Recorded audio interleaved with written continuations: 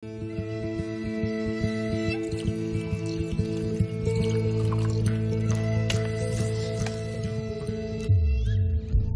Chona, hindi naman ako nagbibida-bida.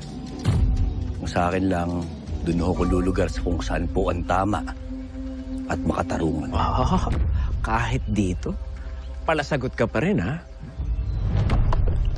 Talagang gusto mo, ha?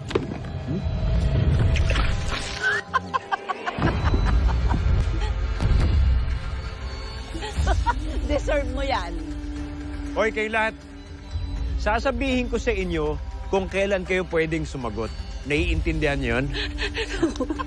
Para sa'yo, matuto kang lumugar.